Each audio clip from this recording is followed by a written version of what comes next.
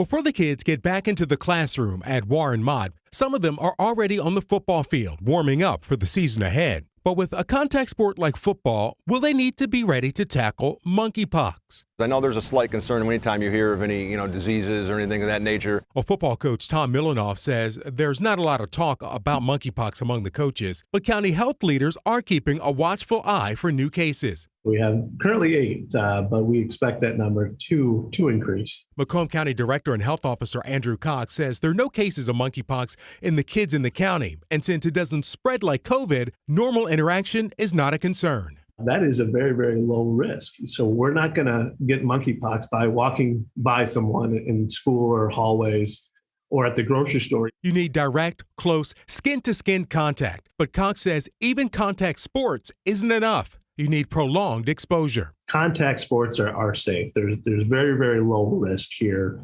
That would be a way that monkeypox would spread. But prolonged exposure such as close dancing, sharing towels or clothing, toiletries or bedding is a concern, and kids should be warned away from those practices. Cox says his team is also stressing keeping a clean school environment. And while monkeypox is not spreading widely among children, it is important to know the signs. A rash that turns into one or more blisters, headache, fatigue, lesions in the mouth or throat may lead to difficulty swallowing. But checking with your pediatrician is key because monkeypox can be confused for other childhood illnesses like chickenpox, measles, hand, foot, and mouth, or allergic reactions. And kids are more susceptible to severe disease. And that's likely because of their immune response is not quite that of healthy adults. Coach Milanoff has fingers crossed that since monkeypox is less transmissible than COVID, it won't be a big deal in the classroom or the field. And we can just kind of avoid it, but not a super amount of concern yet.